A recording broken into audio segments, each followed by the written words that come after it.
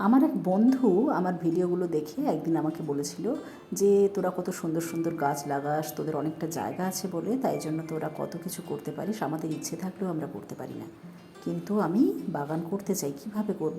আমি বললাম কিচ্ছু করতে হবে না, আগে তোর নিজের বারান্দাতে যেটুকু জায়গা আছে যদি কোথাও একটা টব ঝোলানো যায় বা কোথাও যদি একটা ছোট টব বসানো যায় তাহলে সেখানে আগে নয়নতারা বা মানি প্ল্যান্ট বা স্নেক প্ল্যান্ট এই ধরনের বা যে সমস্ত পাতাবাহারগুলো মানে বিনা যত্নেই হয় বলা যায়, morning glory, Z plant, time ফুল, এগুলো লাগিয়ে দে আর জাস্ট জল দে, আর কিচ্ছু করতে হবে না।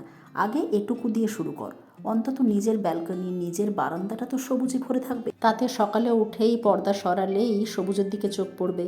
বাড়িতে যারা চশমা ব্যবহার করে তারা যদি চশমা খুলে সকালবেলা 10 মিনিট করে অন্তত এই সবুজ গাছের দিকে তাকিয়ে থাকে, তাদের চোখেরও লাভ, মনেরও লাভ, শরীরেরও লাভ।